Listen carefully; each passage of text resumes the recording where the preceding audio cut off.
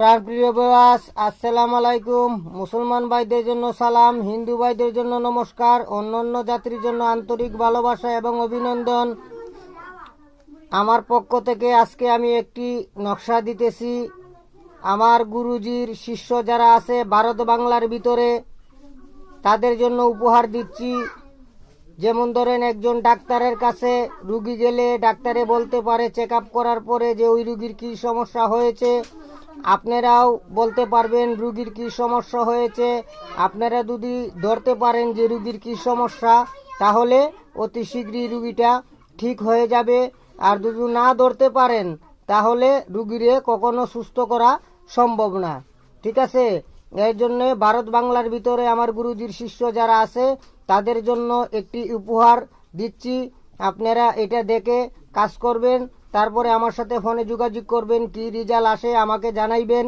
ঠিক আছে, আমার গুরুজির বাড়ি হলো রাজশাহী, নওগাঁ জেলা, বকুলতান্ত্রিক। আর আমার নাম হলো নয়নতান্ত্রিক। আমার বর্তমান ঠিকানা কুমিল্লা 14 গ্রাম।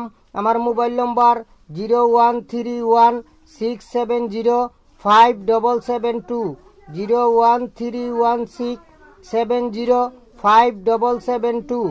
ঠিক আছে, আপনারা আমার গুরুজির জন্য দোয়া করবেন। হ্যাঁ, আমি আপনাদেরকে সর্বপ্রথম বুঝিয়ে দিচ্ছি আপনারা কিভাবে কাজ করবেন। এই নকশার একটা চাইল আছে, এটা হলো আতসী নকশা। কারণ 4 জাতের নকশা আছে: আতসী, বাদি, খাটি, খাবি। ঠিক আছে, এরকম 4 জাতের নকশা আছে। আপনি ওই নকশাকে যেদিকেই হিসাব করবেন 4 ঘর মিলাইয়া 34 হবে। ঠিক আছে, আমি এত কিছু বলতেছি না, আপনারা এইভাবে কাজ করবেন। এই জিনিস দিয়া আপনারা সফলতা পাইবেন। আর আমার জন্য, আমার গুরুজির জন্য দোয়া করবেন। ইনশাল্লাহ আমার পক্ষ থেকে সম্পূর্ণভাবে এজাজত দেওয়া থাকলো।